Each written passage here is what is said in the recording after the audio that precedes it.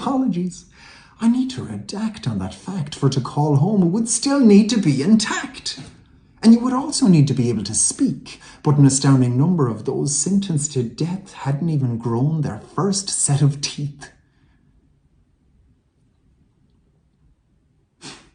Your president claims to be Irish, which couldn't be any more of a lie. See, to claim to be Irish is more than having a distant relative by the by. It's to recognise and stand up to the negative, to refuse the sedative, and see things clearly for what they are. Every bump, every bruise, and every scar. To question why this happened, from way back when to this very second.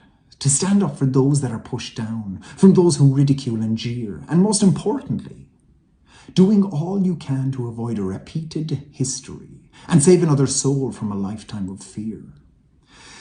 In regards to our politicians that flew over to kiss his arse, please feel free to claim them as your own. Their support over here, due to their ongoing lack of action as they have shown, has become quite sparse. Now that's enough about some of the backers. What about the attackers? A group of people that, within living history, were subject to the same oppressive tyranny. I pray to God, both yours and mine, to send you an epiphany so you'll finally draw the line. How is it the case you could so easily forget the torture you endured simply because you didn't fit his idea of a master race? It's a complete disgrace. Your ancestors must be turning in their mass graves. Hamas gets the blame for all of this hate. Now correct me if I'm wrong, but isn't this a group that their adversary helped to create long after 1948? Alas, like our own, if the neighbour had just stayed at home, there would never have been an IRA. You cannot blame a nation for blatantly refusing to obey.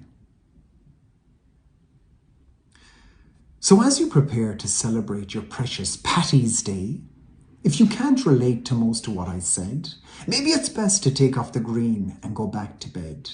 As harsh as it sounds, understand that we feel let down. You're actively supporting the worst part of our history to define us. Genocide is genocide, no matter the year, the perpetrator, or their lies to spread fear. If you can't separate good from evil, we don't want you by our side.